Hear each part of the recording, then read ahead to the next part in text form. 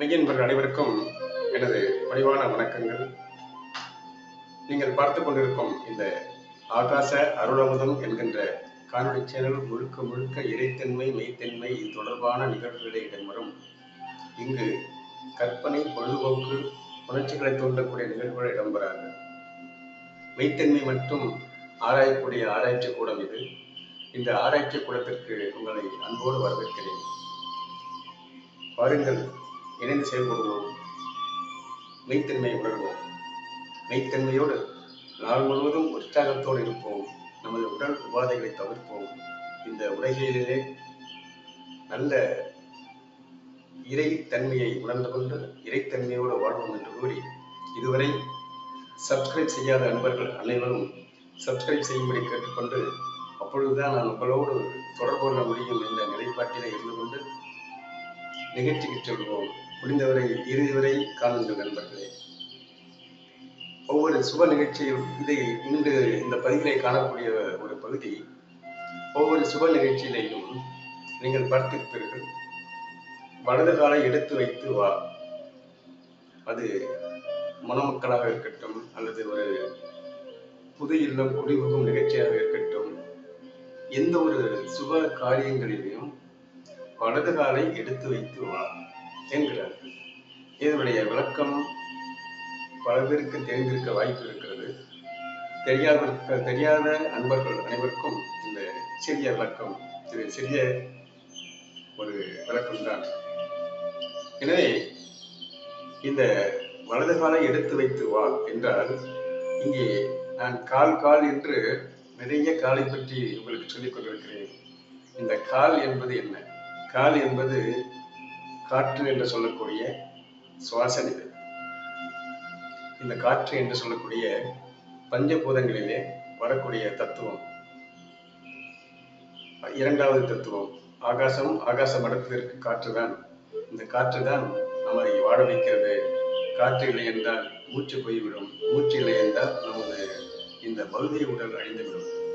எனவே இந்த காற்று என்பது மிக முக்கியமானது. சரி, வலதுகால் என்பது என்ன? இறைத்தன்மையிலே இங்கு வடகலை, இடகலை, சுழுமுனை என்று சொல்லக்கூடிய ஒரு நிலை ஏற்பட்டு இருக்கிறது. இது நமது ஞான பெருமக்கள் நமக்கு அழகாக அற்புதமாக விளக்கியிருக்கிறார்கள். இதை உணர்ந்தவர்களுக்கு தெரியும், இந்த ஞான நிலை பெற வேண்டும் என்றால் இந்த வடகலை, இடகலை, சுழுமுனை ஒன்று சேர்ந்து ஒருங்கே இணைந்தால்தான் அங்கே இறைத்தன்மை என்று சொல்லக்கூடிய இறை நடனம் என்று பேரின்ப நிலை, இது ஒரு ஞான நடனம். அந்த ஞான நடனம் கிடைக்க வேண்டும் என்றால் நமக்கு தேவை இந்த கால் என்று சொல்லக்கூடிய பிராணவாயு என்று சொல்லக்கூடிய இறை காற்று. நாம் இப்பொழுது ஊன நடனம் தான் பார்த்து கொண்டிருக்கிறோம். அதாவது சிற்றின்பம். சிற்றின்பத்திற்கு வேறு பெயர் ஊன நடனம். ஞான நடனம் என்பது இங்கு இறை பெருங்கழிப்பு, இறை குத்தை நெற்றி புருவத்திலே பொன்னம்பலம் வீட்டிலே கண்டு கழிப்பதுதான் இங்கே இறை கூத்து என்று சொல்லக்கூடிய பேரின்ப பெருங்கழிப்பு நிலை. இந்த வலதுகால் என்பது சூரிய நிலை என்று சொல்லக்கூடிய சுத்த உஷ்ண நிலை. இந்த சுத்த உஷ்ணம்தான் எப்படி ஒரு பேருந்தோ அல்லது வண்டியை இயக்க வேண்டும் என்றால் அந்த வெப்பம் தேவை. நமது உடல் சீராக இயங்க வேண்டும் என்றால் கூட வெப்பம் தேவைதான். அந்த வெப்பம் நல் வெப்பமாக இருக்க வேண்டும். அந்த நல் வெப்பம் என்பதுதான் இங்கே சுத்த உஷ்ணம். இந்த சுத்த உஷ்ண நிலை என்று சொல்லக்கூடிய வலதுகால் சூரியகளை இயங்கும் போது அங்கே சூரிய நிலை தோன்றி சுத்த உஷ்ணம் அங்கே தோன்றுகிறது. அந்த சுத்த உஷ்ண நிலை வரும்போது நமது உடல் சீராக இயங்குகிறது.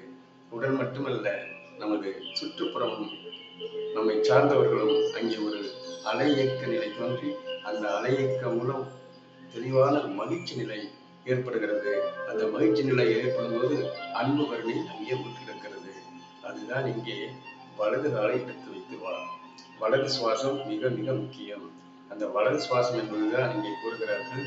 வலது காற்று வலது மூக்கின் வழியாக, வலது நாசியின் வழியாக இயக்கப்படும் அந்த பிராணவாயு சூரியகளை என்றும், இடது நாசியின் வழியாக இயக்கப்படும் அந்த பிராணவாயு சந்திரகளை என்றும், அது இரண்டும் மாறி மாறி வடகலை இடகலையாகவும் இடகலை வடகலையாகவும் மாற்றம் பெற்று நிகழ்ச்சி மேலே சென்று நெற்றி புருவத்தில் அமர்ந்து வேண்டிய சுழுமுனை என்று சொல்லக்கூடிய இறை இயக்க நிலை ஏற்படுகிறது. இதுதான் நண்பர்களே இந்த வலது காலை எடுத்து வைத்து வலது காலை எடுத்து வைத்து வரும்போது அங்கே சூரிய கலை என்று சொல்லக்கூடிய வலது நாசி தூண்டப்பட்டு அந்த வலது நாசியின் மூலம் இறை இயக்கம் ஏற்பட்டு அந்த இறை இயக்கம் சித்த உஷ்ணமாக மாற்றப்பட்டு அந்த சுத்த உஷ்ணம் சூழ்முனையிலேயே இருந்து இறைவனை இருக்க செய்து பின்பு அது பேரின்ப நிலையான பொன்னம்பல மேட்டிலே தலை உச்சியிலே சென்று அங்கே அமர்ந்து நிலை பெறுகிறது. அதுதான் இங்கே வலது காலை எடுத்து வைத்து வா என்று சொல்கிறார்கள். விளக்கம் புரிகிறதா? புரிந்திருக்கும் என்று நம்புகிறேன். என்னை தொடருங்கள், வாருங்கள், சேர்ந்து பயணிப்போம். பயணிக்கும் போது இது போன்ற கருத்துக்கள் நம்மிடையே பகிரப்படும் போது இறைத்தேர்வு ஏற்படும் என்று கூறி அடுத்த நிகழ்வை சந்திப்போம். வாருங்கள். நன்றி.